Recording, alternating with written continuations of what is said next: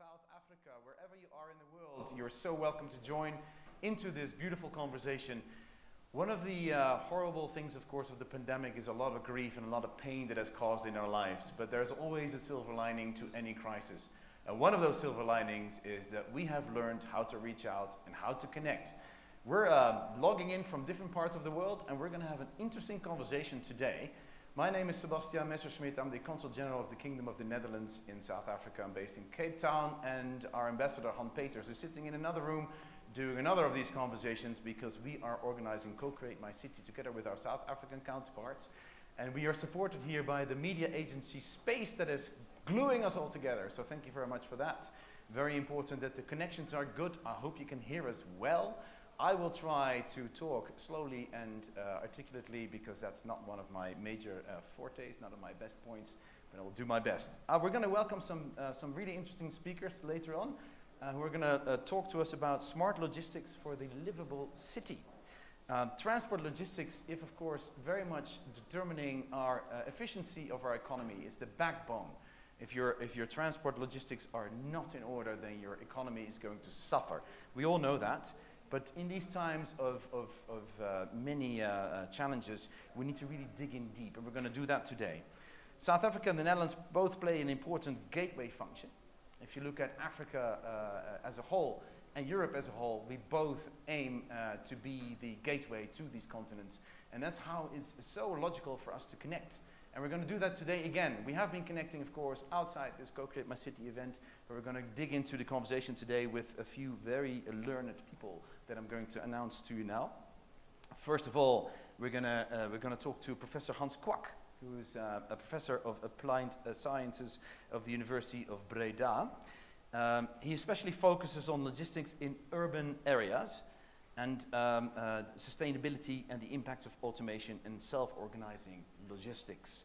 Hans is involved in several international and national projects in the Netherlands on city logistics, on urban freight transport and the electrification of freight vehicles, just to mention a few. But he's not by himself. He's going to be supported by Mrs. Tato Mutlang. Ms. Tato Mutlang is joining us as a junior researcher at the same Breda University of Applied Sciences. She has a research focus on smart city logistics, and she graduated with a double degree, how learned can you get, in logistic engineering and management, minoring in smart city development. And hailing from the greater Johannesburg area, Tato has interest in creating homegrown solutions for African problems, and we all know you need homegrown solutions to be effective. We are going into the conversation now. Their lecture will cover topics such as logistics bundling. We're going to talk about city hubs, home deliveries, spatial developments, and the application in the context of modern day Johannesburg especially. But of course, we're going to try and find the links between Johannesburg and what's going on around the world. And one of those places could be in the Netherlands. After the lecture, we will be joined by another very learned person, Rashid Sidat. Rashid is the executive director of the Gauteng City Region Observatory, and he will reflect on what has been said by the professor and his research assistant, and then we'll have room for questions and answers, and we'll go into the debate. So without further ado, and as South Africans say, with all protocol observed, I would like to move on to the lecture. Professor Kwak, can you hear me? Are you in? Excellent. I hear you, but I hear you softly. I hope everybody else hears you loudly and loud and clear. I see you on the screen as well. I also see Mrs. Mutlang. Welcome. Professor, can I ask you to, and I see Rashid Sidat as well, but Professor, can I ask you to start and kick it off for us in a lecture on what we really need to know, what we need to be talking about today? Yes, I'll kick off. I hope that you can share the slides so I can see a bit what you can see. And if that's not the case, let me know. And I hear a small echo, so. We have our...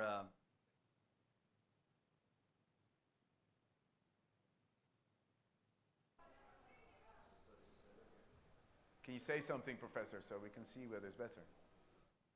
I'm back here. It's better. I don't have the echo anymore, which is perfect for me. So I would say it's better. Then please start with your lecture, Professor, and enlighten us in what we need to know about smart logistics for a livable city.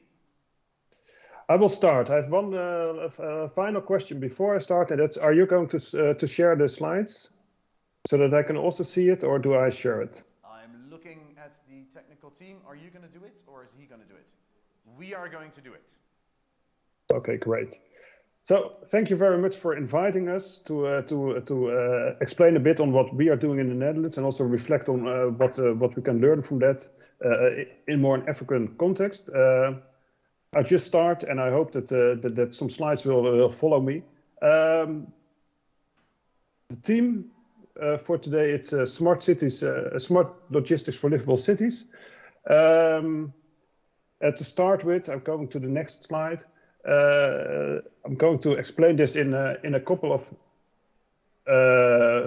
points, which is basically: what is logistics in cities, why is it relevant, what kind of changes do we see, and how can the system change? Then we go into a more South African perspective to finalize with some remarks. If you then go one slide further, just to start with it, what is logistics in a city? What we do is we look at the last leg, so to say. That's what logistics in the city is all about. And that means that it can be a very short trip if you start from a point very close to a city, but it can also be a long trip. For example, in the Netherlands, which is basically an urbanized, half of the country is urbanized. It can also be that from one distribution center you supply all the different cities, and then it can be a long trip to the city. It's all included in logistics in the city. So if you then go to the next slide, you can see that it's quite a big part of what all logistics is. In the Netherlands, we see that about 10 megaton of CO2 emissions come from all freight or transport on land. We calculate in CO2 emissions because it's related directly to the amount of kilometers. Every kilometer you make with a diesel vehicle, it's about 2.6 kilogram CO2 emissions. But this shows thereby that the logistics in and to the city, it's about 1/3 of all logistics kilometers that are driven in the Netherlands. So it's quite a big part of all logistics. And you might think about, if you think about logistics, you think about the harbor and the port of Rotterdam, but like 1/3 of all travel is city logistics. And then if you go one step further, what we know is that it has all to do with that the transport is going to a city or an urban area. But if you dig a bit deeper, it's quite various what kind of transport is in. We try to dig deeper because you see that all kind of different logistic segments are organize their logistics in a different way. To start with, you see general cargo, which is basically moving of pallets and wall cages to, for example, retail stores and other areas. You see temperature controlled, which is food. Then you have parcels and express, which is a lot of people see that and know it because it also comes to the neighborhoods, but it's actually a small part of all the logistics in and around the cities. You have facility logistics, which is an area in the Netherlands at least that it's hardly known because it's not the core competence logistics. It's a lot of, like, for example, supplying offices or campuses or other buildings, but it's not a core to supply that. And also a lot of craftsmen and services are part of that. You have waste logistics. It's the other way around. It's getting from the cities to different areas outside the city. And you have construction logistics, which is actually quite a big part. And if you then look at the next slide, it gives you a bit of an estimate how much. How much of the how big the different segments are. And there you can see that the general cargo, so that's the supply to the stores, is quite a big part of the logistics in the city logistics in the Netherlands. Also construction logistics is, and that's because that's basically coming from some central points and then going to the cities. And the parcel and express part, it's really a small part of all kilometers driven in the city. If you go one slide further, you can also see that what we are talking about, it's not only big trucks, it's also a lot of vans. And here, the blue part is actually the amount of van travels, and the orange part is trucks. And there you can see that, for example, facility logistics, parcel logistics, construction logistics, it's mainly van logistics. So a lot of vans traveling into the cities and outside the cities, causing a lot of trouble. I go one slide further, and then you can dig a bit deeper into the different segments, and there you can see that although it's all logistics and it's all related to a city, it's really big variation of all kind of things. And you can see that it's supplying big stores, it's supplying small stores, it's supplying making home deliveries in different ways. It's like fresh goods, groceries, but also white goods with two people carrying that. You have the facility logistics, that's basically facilitating a lot of services like painting or cleaning or whatsoever. So you see that although it's all going to the city and we call it all logistics, it's really different in a way, and it's it requires a lot of difference in organization and also in ways to do it more efficient or more sustainable. To give you one final idea on what it's about and how much it is, the next slides gives you a bit of an overview of when we were counting how much vehicles are going into a city, and then we counted for Rotterdam. We did it a couple of times, and there you can see, like in 1 week, you see for the city center only. So Rotterdam is a city in the Netherlands, about 600,000 people living there. For the city center only, it's about 80,000 vans entering and entries by like 30,000 identical vans, and about like 4,500 trucks going into the city every week. So that's quite a lot. This requires a lot of thinking, because you need, of course, these vehicles to go in to make the deliveries or to do the services. But on the other hand, it's also causing a lot of issues in the cities, and I'm going into that later. First, I want to say like a final remark on the next slide, and that's what I presented is can we go to? We're going in the wrong direction now, slides wise, but. I showed that we do have quite a good, yes, thank you, idea on what's happening in the city, but actually and that's not only in the Netherlands, but you see it in Europe, but also in the US or in Southern America, it's quite difficult because there are no systems that collect data on logistics in a city. We have a lot of systems that collect data on traffic, on counts, so we know more or less how much trucks and vans are entering cities, but what these vans and trucks are doing in the city, how long they stay there, where they are parked, what they're bringing in, we don't know. So the numbers that I showed are estimates based on secondary data, because of automatic number plate recognition schemes that enforce regulations. There you can count, we have traffic counts, we have other statistics. But really good data on what's actually happening in a city, that's basically lacking. And now I continue to the next slide and give the word for a moment to Tato to reflect a bit on also the South African context here. Thank you very much, Hans. My colleague has mentioned the 6 segments in city logistics. However, in South Africa, we actually have a big informal logistics sector. We are talking about people who are selling clothes in the street. For example, there's something called Dunusa. If you are a Johannesburger and you've gone to Noorto Park Station, you've seen these people who spread clothes out on the floor. They have to bring the clothes into the city. So that's also logistics. We've also got spaza shops, which are mini tuck shops, and that also, a lot of the spaza shop owners are not registered business, so that's also very difficult to keep track of the numbers and the traffic that is caused by these owners. We also have informal tradesmen, so artisans, your carpenters, builders, who also aren't registered but are using these kinds of vehicles to go into the city and do things in the city. And we also have people using smaller vans, for example, the Nissan NP200 to do business. Some people don't even know what kind of business they want to start when they buy these vans, but you do have a lot of traffic going back and forth from the informal sector. So that's also another segment that I would like to mention. So Hans, why is it necessary to zone into city logistics?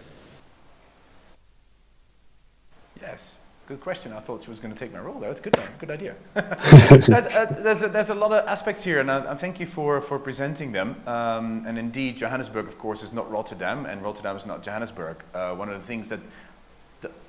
Come again. So one of the things that Dutch people might not know, that there's a South African thing called a bucky, which sounds like a Dutch word, but it's actually a pickup truck. And it's one of those informal economy modes of transport that really helps getting the economy, informal economy going. But it's part of the logistic problem and challenge of the South African cities. So it's been really good to see also the different segments. Could you elaborate a little bit more maybe on what the differences mean to you, Professor and Ms. Motlong, in how you can connect the two experiences? If you look at Johannesburg, for example. We can also continue a bit on why it's but yeah, we can, what we learned, let's start like that. What we learned is that all the different segments are organized in a very different way, so they need different approaches to either make it more efficient or to change the system a bit. And very often it's all considered as one thing, you know, it's all logistics in the city, so we are going to regulate it in one way, or we are going to organize it in one way, and then it works. But it doesn't, because, like, for example, in the Netherlands there you have the facility logistics, which is a lot of small and medium-sized enterprises having their own van, doing their business. And of course, to regulate that, it's quite different than if you have a large logistics service provider with like big fleets, because they have professionals, they organize it in a way which is completely different. And I think that's also a bit similar to what Tato presented on the more informal part, that it's a completely different way, because you have entrepreneurs working from their truck or their bucky, as you call it, for the pickup truck, and they have it, and then they do their business from that. They don't see themselves as a logistics operator or whatsoever. They are entrepreneurs doing their business. So it's also difficult to reach them in a way with a logistics point of view to make it more efficient, because they are more entrepreneurs, and logistics is it's their second thing. Because I want to make sure that I'm not interfering with your lecture. Is that the conclusion of it? No, you're a bit interfering with the lecture indeed. It's only on the camera, so I thought, like, okay, well, let me ask the question that I had in mind anyway. So then please continue. Yes, we continue, and that's basically on why we're talking about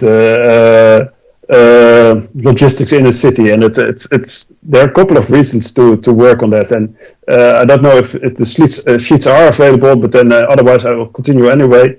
There are a couple of things, and that's in the Netherlands. There are reasons to work on logistics, and that's air quality. You see that trucks and vans have a lot of local emissions, which have a direct effect on the public health of people living in the city. So that's a reason to work on it. Global warming, CO2 emissions, traffic, and especially freight traffic, is one of the large polluters in the Netherlands, but it's also the one that doesn't decrease the amount of emissions in comparison to the others, like industry. You see emissions decreasing, but for freight transport, it's still increasing. So it's a big problem. Accessibility, and you see on a picture, for example, here, a double-parked van, and that's what's happening quite often. That a van and parcel delivery guy is going to make a delivery, has to park, is double parked, blocking the rest of the traffic, which is an issue. Infrastructure, and especially sparing it. For example, we have in the Netherlands some old cities like Amsterdam, but also others with canals, and you see that the quays are really deteriorating much faster due to the heavy trucks and traffic that's on it, because they were built like 400 or 500 years ago, and they were never built for large trucks. So it's really going to cost a lot of money to repair these things. And of course, livable cities, more and more people are living in cities, which means that they want to have like a nice environment to live in without nuisance of stench, emissions, view of big trucks. So this is the reason why we specifically work on this topic. And if you go one slide further, you can see it in a scheme a bit, that like freight transport is only a really limited part. It's about 10% of all urban transport in the Netherlands, more or less. But it contributes for over 1/3 of the CO2 emissions and about over half of the local emissions. So although it's a small part, if you want to focus on reducing or increasing or making the air quality better, it's a logical thing to really focus on the trucks and vans. And that's, if you go one step further, it's not new actually. So a lot of policy and other things are really focusing on how to restrict or how to reduce the nuisance caused by logistics in a city. But keep in mind, as was also said in the introduction, that it's really essential for modern cities to function. And I said modern between brackets because we learned that even in ancient Rome, so that's more than 2,000 years ago, there were already regulations on how to restrict freight traffic basically in Rome, because it was too crowded and it was only allowed during the night. So it's not a new problem, but you see that the contexts are changing, and that why solutions can work and sometimes don't work. So if you go one slide further, I will explain a bit more on the problem, because what you see is like, from a logistics perspective, all trips and logistics is organized quite efficiently. So if you ask a logistics operator, can you improve it? They would usually say, no, we can't, because from their perspective and within their boundaries, they organize the routes and the logistics as optimal as they can. But from a city perspective, that's not the case. So if you have a lot of small enterprises going into with a van and deliver one parcel, they all do the best they can.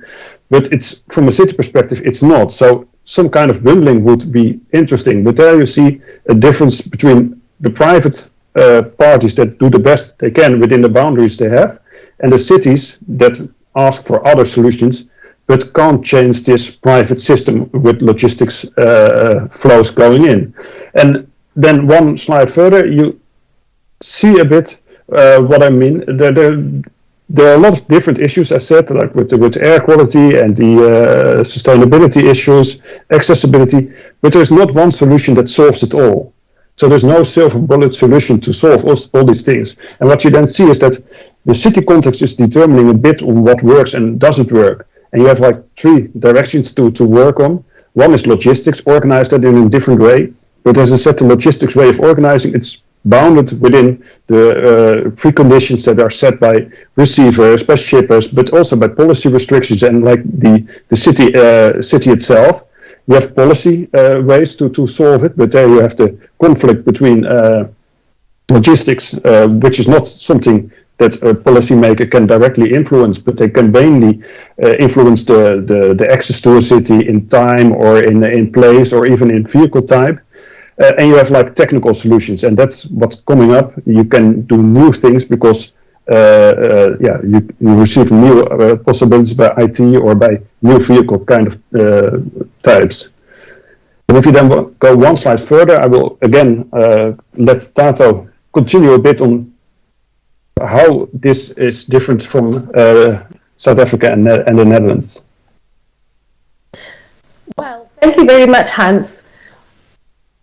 Logistics is big business, even in South Africa. We've heard of the drivers for logistics in the Netherlands, but in South Africa, why do we need to look into it? Why is it relevant to us?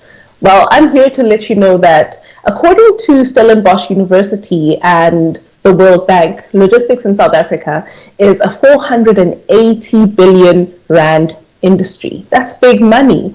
And it costs about 11.8% of the GDP and supports 30% of the GDP in imports and exports. You can't have food in your restaurant without logistics. In fact, you can do very little in the city without logistics. So we do need to look into it. It has a great impact on our country's economy. However, very little regulation and coordination exists between companies, government, and other industry stakeholders in efforts to curb the traffic that's caused by it, improve the air quality, decrease nuisance due to noise, and enhance the infrastructure lifespan. Hans mentioned infrastructure in Rome and in the Netherlands that was built 500 years ago. Our cities are younger, however, they were not designed to cater to so many people. So we also have issues with infrastructure.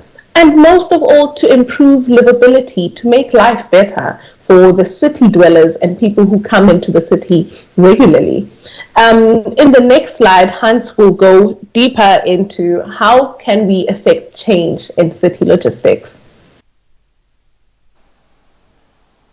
Yes, thank you. And to continue there are a lot of, like, as I said, it's not a new topic, and we saw already a lot of things happening over the years, and a lot of things changes maybe, but especially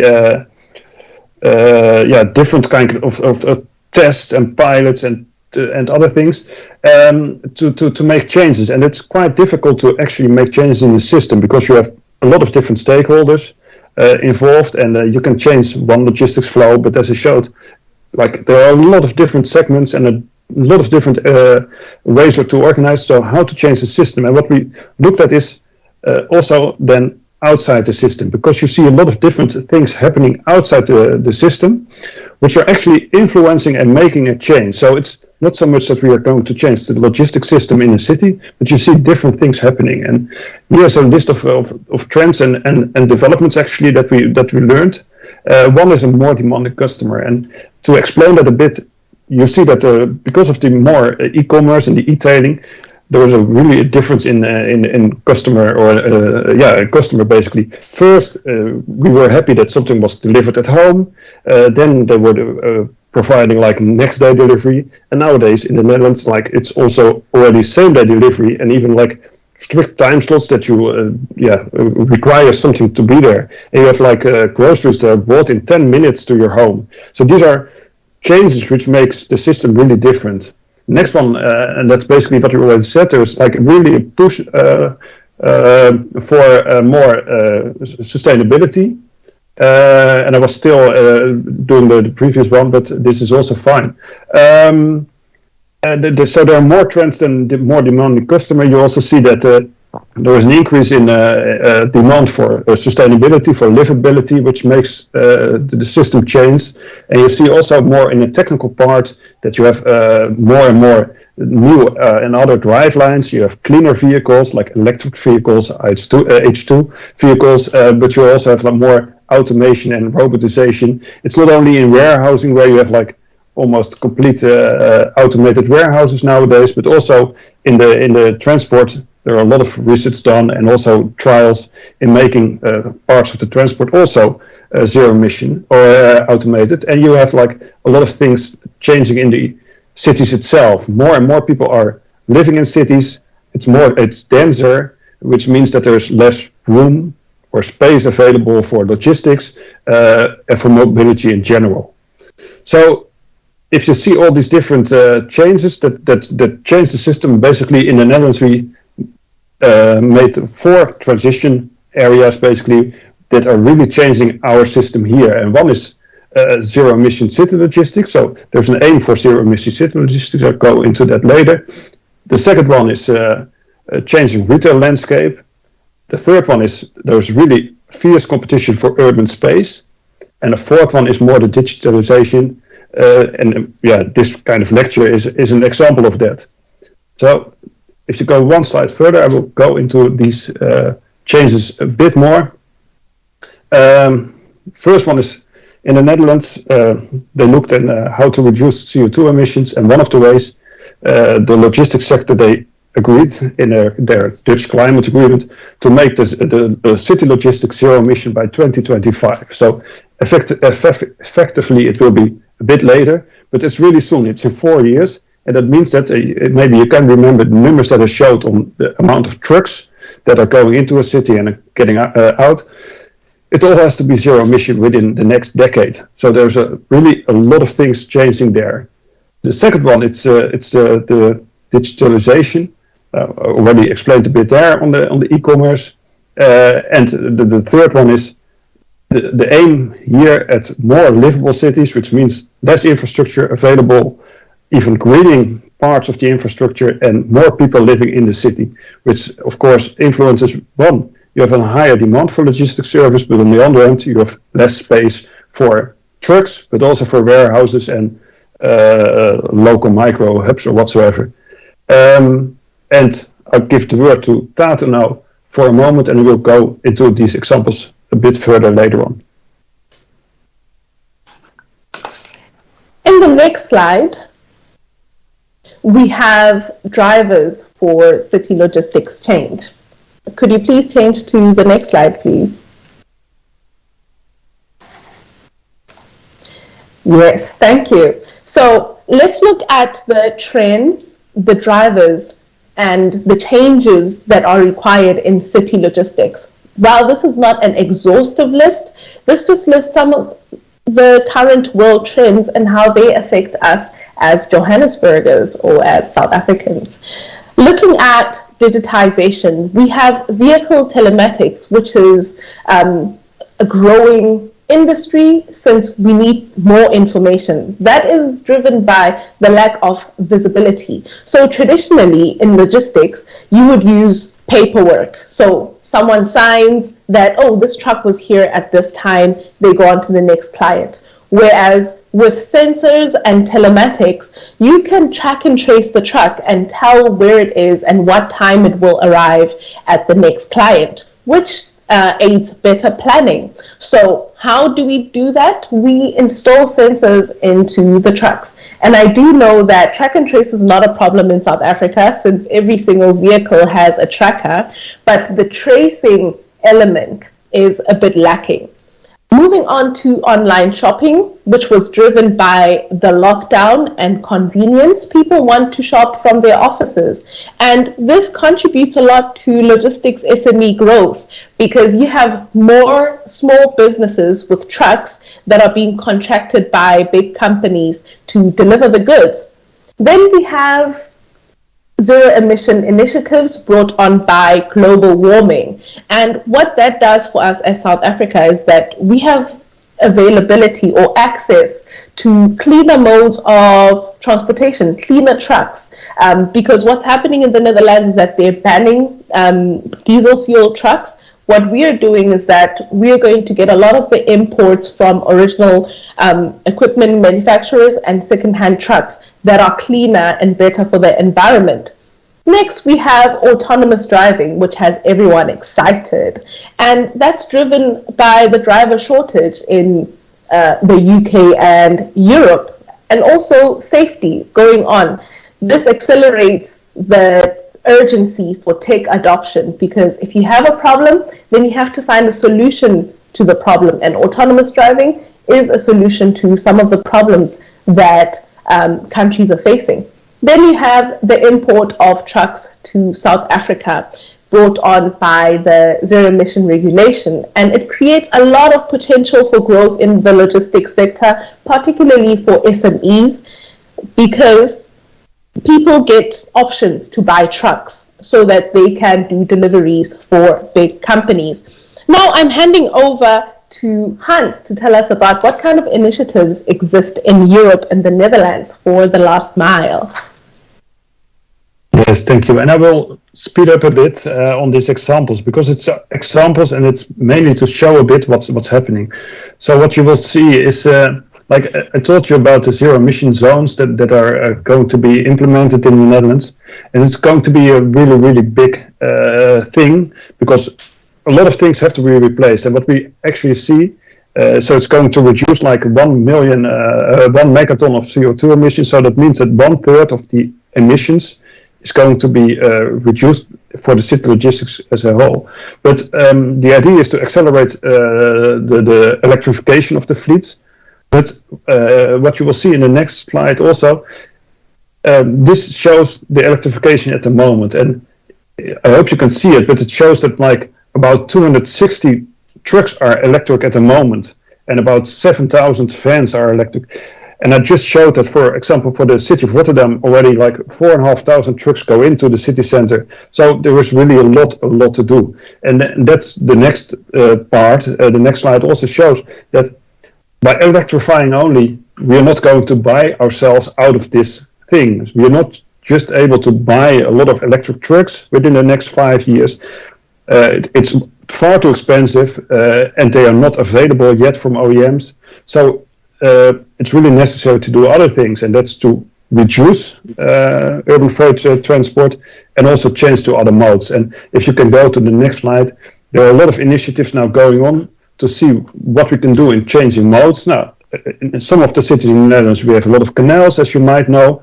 So boats are used for very specific parts, but also a lot of bikes are used to do the smaller deliveries.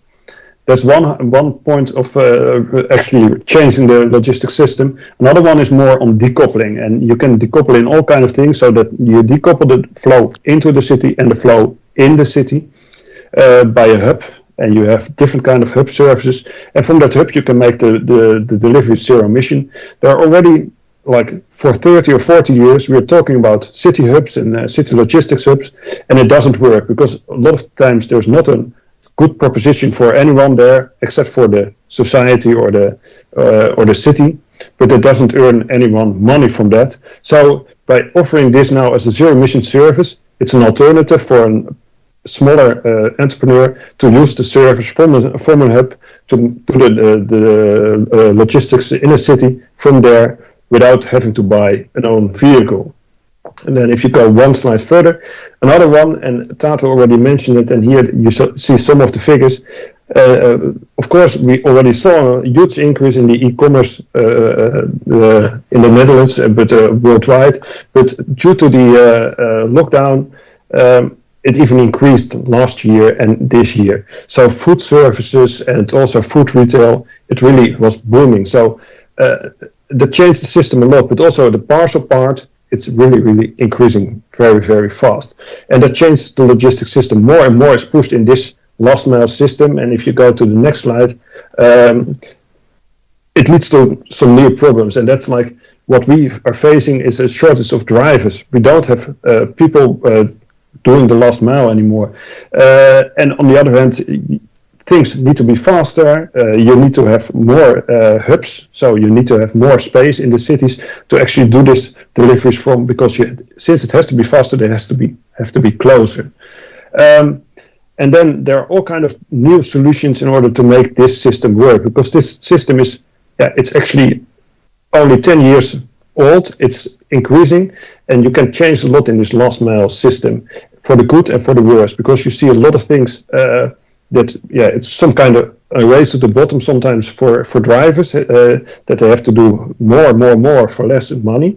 But you also see other things happening, and these are examples of a last mile delivery robot that we experimented with at our campus.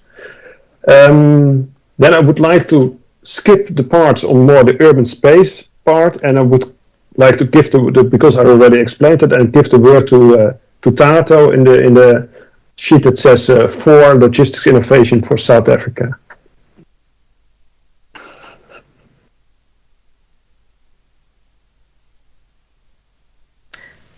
Thank you very much, Hans. Could we move on to slide 31, logistics innovations for South Africa? It's very exciting to talk about innovation. I particularly like Lowy, the delivery robot. However, that wouldn't be so great in the South African context, because you'll probably find someone riding the delivery robot wherever it goes. So that's a bit funny. I come from Dawn Park. We've had pizza delivery guys hijacked, so not really the safest. Logistics innovation is not a copy and paste, and we see that in some of the solutions. As Africans, we need to create solutions for our own problems. And what problems may that be? Let's look into the next slide to see what we are facing as South Africans. We have issues such as unemployment. We have issues also with the network coverage and electricity, safety of the city dwellers, the safety of the truck drivers, the safety of the goods that are being delivered by those truck drivers.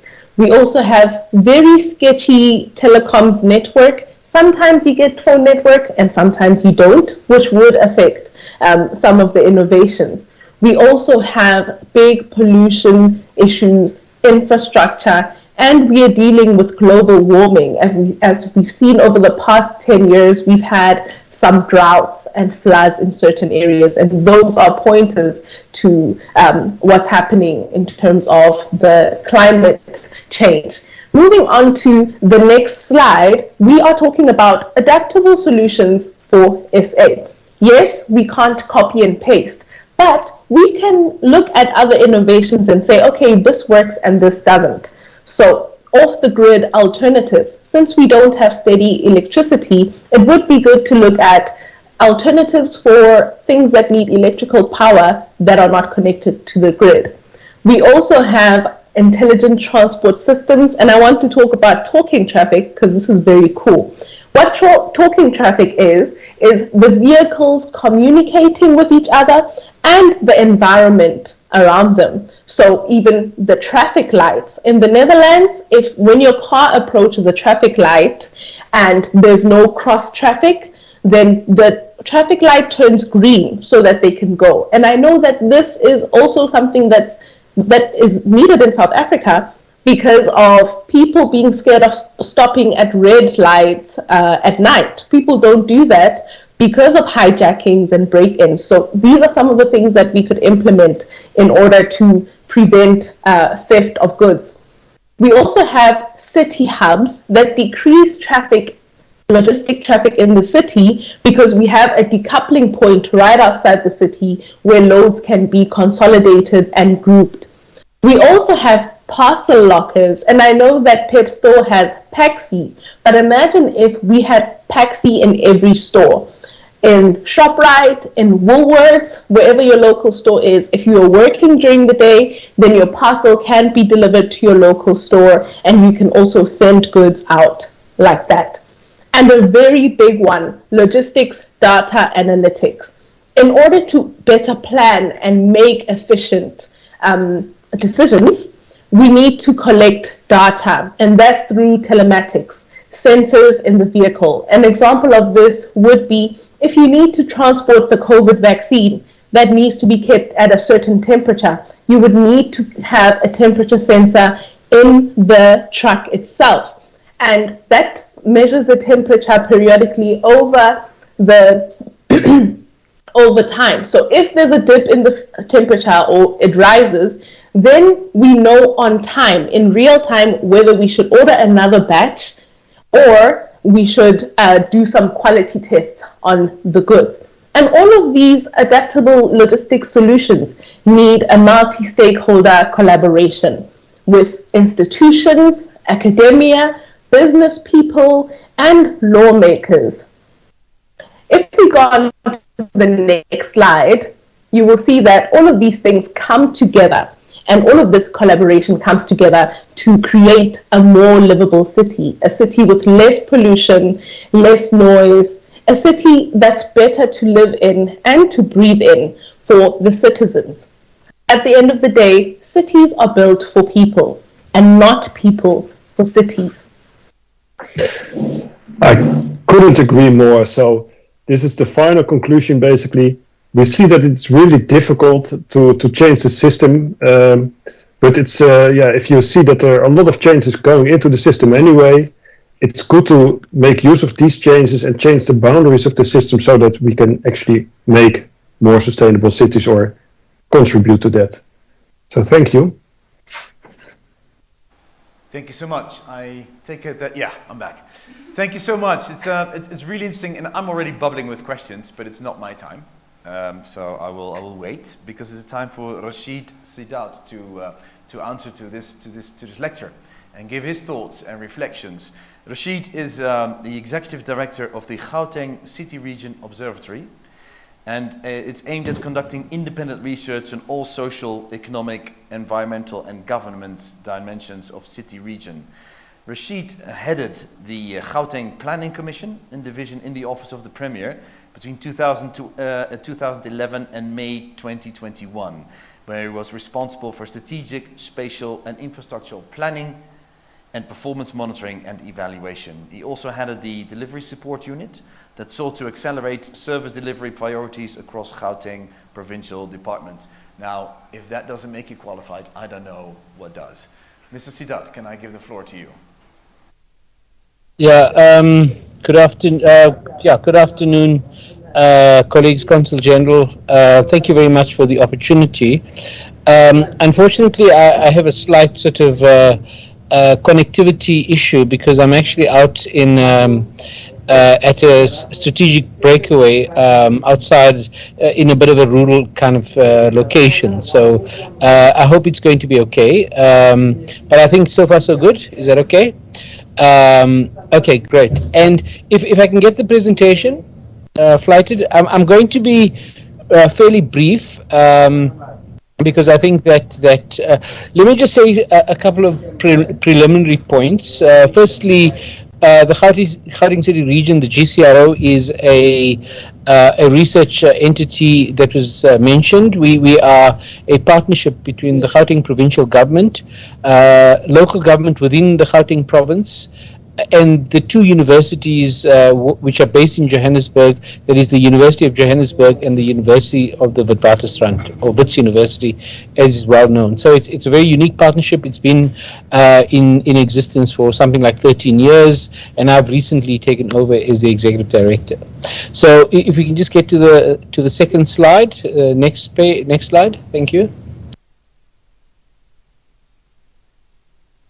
I'm not sure if that's showing.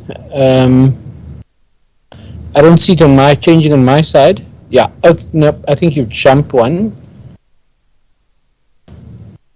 And so, no, it was the second slide. It is the second slide. Can you click again and show what's going on? So that's the first and the second. This is the first. And can you move to the second?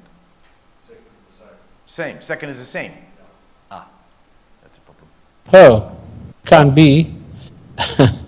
Okay, I'm a bit puzzled by that. Okay, can you go to the next slide then?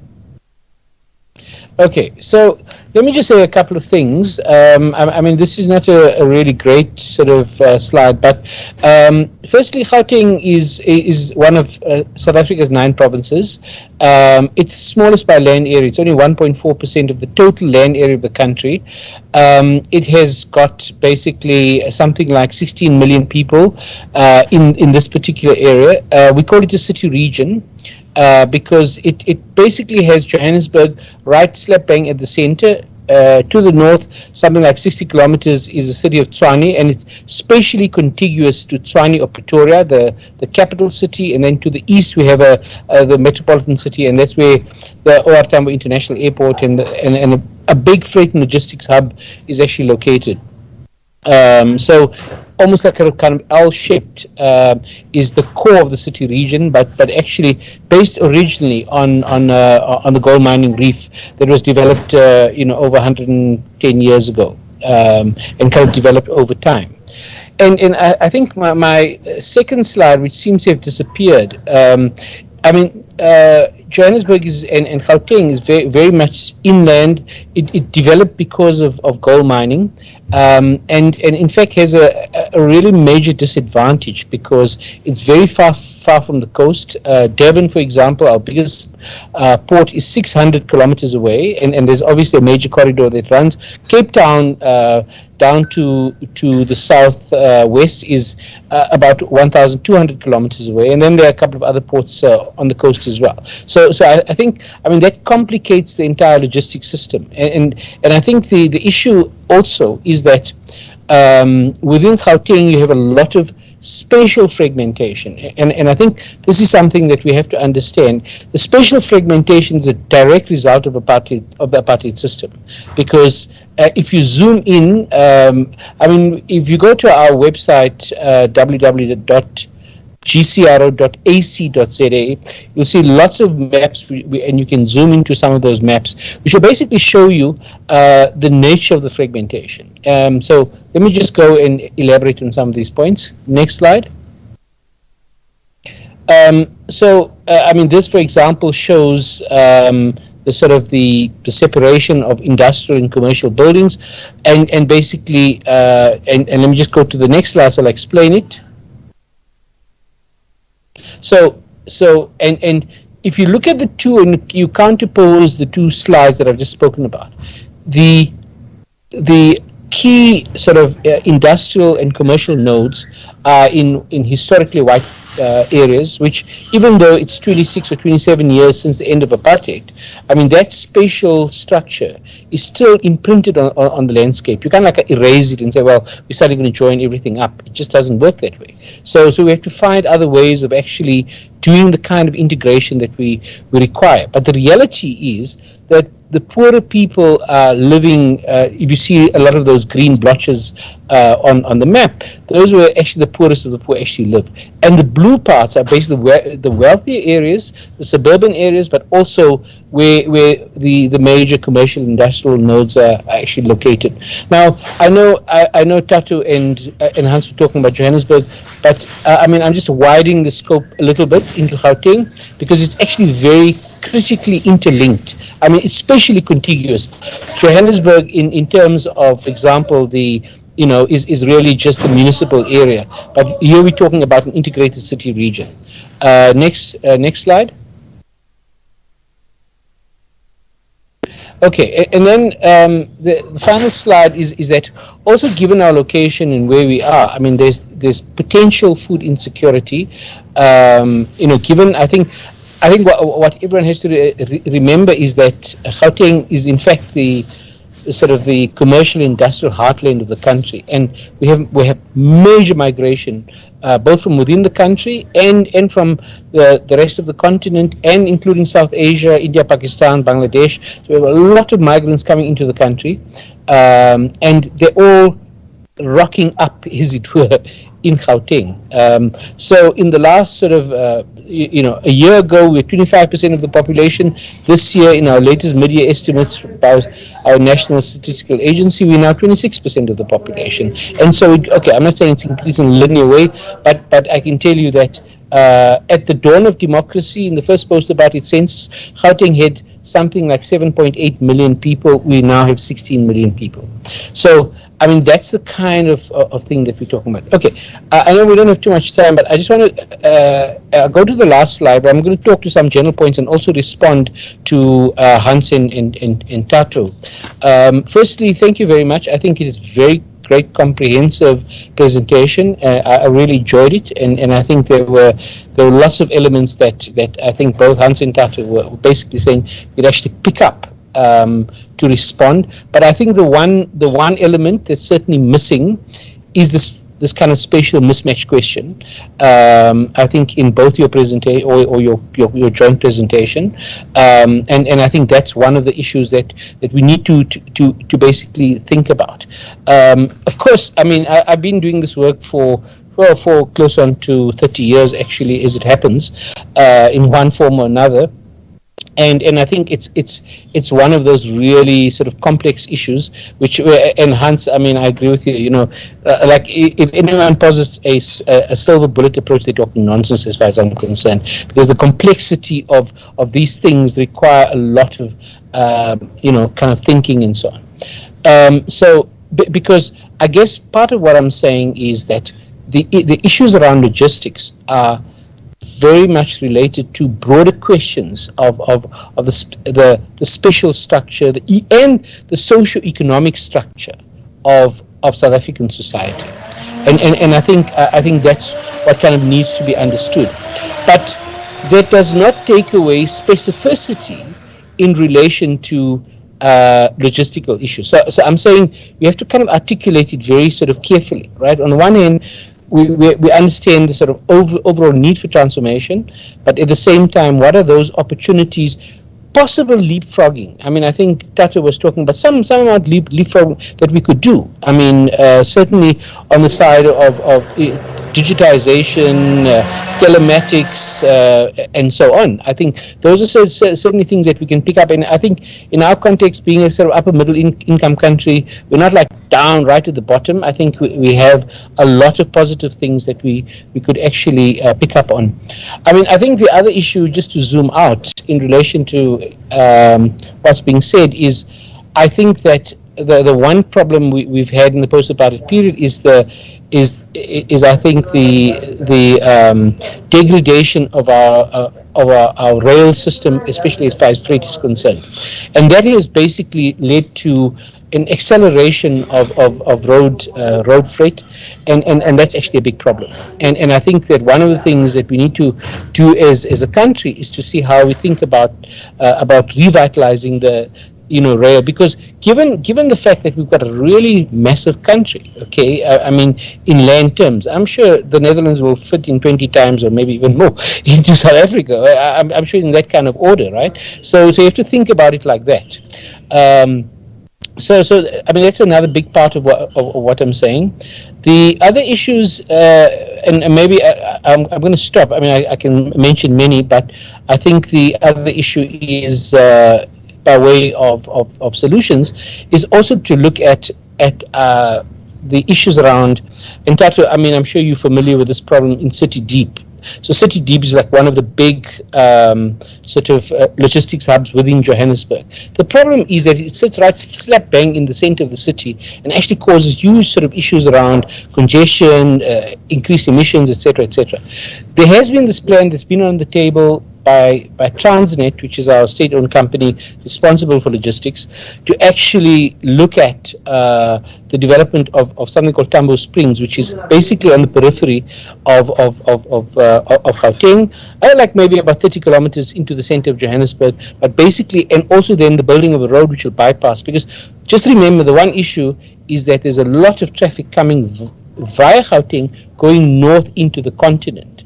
Right, and that's the other thing that we haven't really considered, and because they're coming from Durban, from Richards Bay, from East London and Cape Town, all converging into Gauteng, and then basically going another couple of 100 kilometers north into Zimbabwe or Botswana, as the case might be. So I think fixing that but is also a sort of short to medium term issue that we need to address.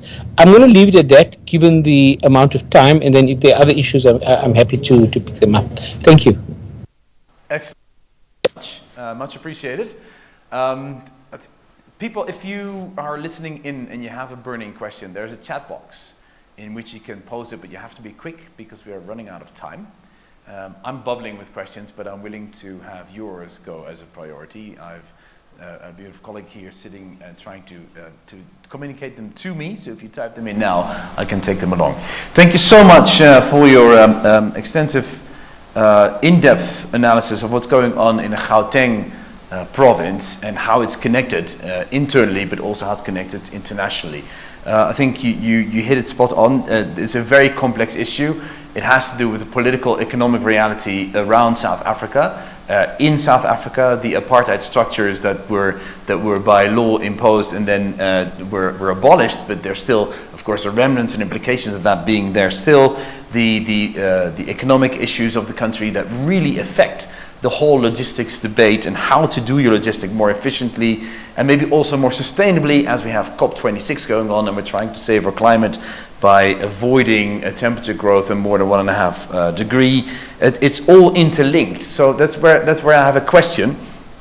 We have this thing called the triple helix, and the triple helix is something that both South Africa and the Netherlands are quite good at. We want to organize our different stakeholders, where we have knowledge institutes, great universities, like the ones you've cited, and we have a private sector, the businesses that want to make a buck, but also want to provide services.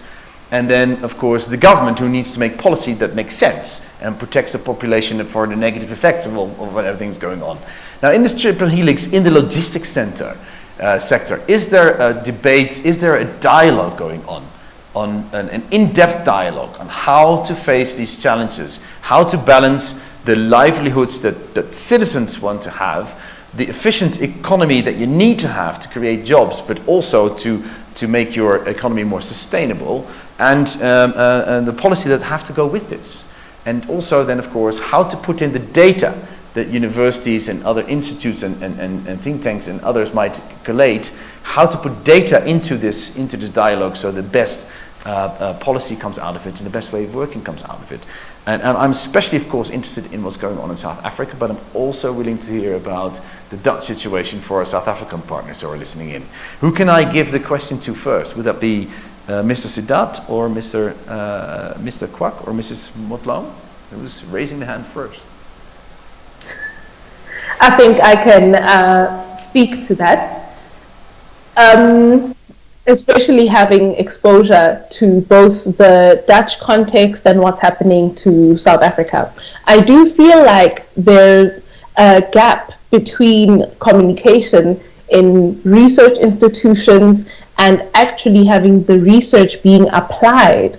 So we need to work on that, and we need to get institutions to back up that research and actually get things going. The National Development Plan that was released in 2012, 2013, actually spoke to some of the issues that Mr. Sidat spoke about, especially on the railway line between the ports that we have in Durban and elsewhere as into Africa. So I do feel like we don't have, even if we do have conferences and we do talk about it, but we need more solid solutions.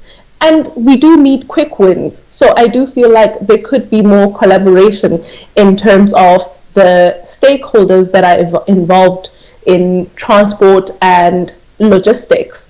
For one, there's a lack of counts on what's actually happening in logistics in the Johannesburg city center. However, we have 2 universities in the vicinity. So I'm not sure whether Mr. Sidat has looked into that and what kind of stakeholders they're working with that could help make some of the research very applicable and have it be taken on by local government. Mr. Sidat, do you have experience with some of your research being implemented, especially in logistics? Okay, I mean, as far as logistics goes, I mean, I'm not actually aware of the kind of triple helix that the CG is talking about. I think that it does exist in many other sectors. I mean, for example, our own organization is a kind of a triple helix arrangement. Is a research entity, but with a partnership in government, the universities, and we don't really have the private sector as a formal partner, but we do work with them as well. So I think, but in relation to, and we don't, I just, in fact, I should have said up front that we don't do, we do work on transportation and so on, but there isn't a deep sort of involvement in the area of logistics. So I think that's certainly something that needs to. I mean, I think it's a really great idea that we need to punt in one way or another and see how we can bring the stakeholders together. I just want to make one point though, and Tato, I'm sure you're well aware of this, is that the unfortunate thing at the moment has to do, the elephant in the room, as it were, is actually the issues around driver safety and some of the problems that we've had, which are like the things that's concentrating the mind. So forget about everything else.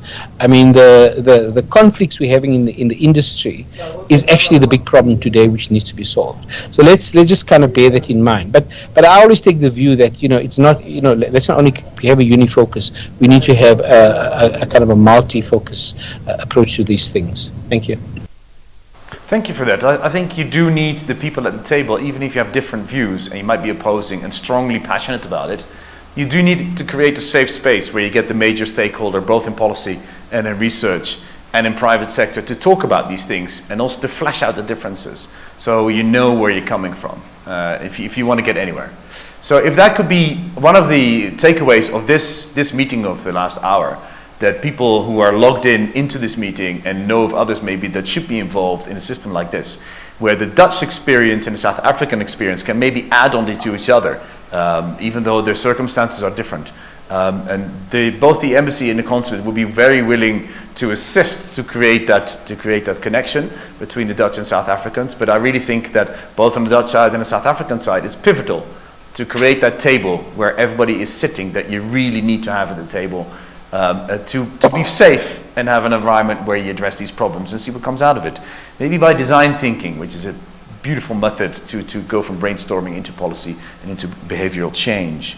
The last thing I want to do before we close, because I'm aware I've been getting all these stares from me, like it's time to cut, but these conversations are too interesting just to cut. So I'm going to go for one more, and I know I'm going to get backlash from this from my colleagues, but I'm going to go for it anyway. One of the things, of course, if you want to change our logistics, but we also want to be more sustainable, which the COP26 is all about. The international great leaders are all together, including presidents and kings and who have you. One of the outcomes, of course, going local means that you also have less logistics pressure, which means that companies that you have in South Africa, like Yebo Fresh, which is delivering the last mile into townships, like Pargo, another company that delivers into townships, but also companies like Enlabeler, who think about how do you label these products that they can be easily trackable and traceable, and making it all as local as possible. How far is the logistics sector involved into these kind of conversation, or is that just a separate thing that you really don't deal with? Anybody want to jump in? And that will be the last one, I promise. I will give a first shot. The logistics sector, I think, is in, but it's always following. So it follows from a market demand, and then the logistics sector fills it in basically, and they are not in it from designing it. So in that sense, it would be good to have it also a bit in relation to the previous question. It would be nice to have the logistics, or at least the thought about logistics in already. Because now a lot of things are pushed basically, and the people get used to the way the logistics systems work, and then they don't want to change. And then you at a later stage only see the implications of this system. So it's just following the market, I would say, and it's not a design choice at the moment. And I think the other speakers can better say it for the South African context, so please go ahead. Response from the South African side. Wish to start to.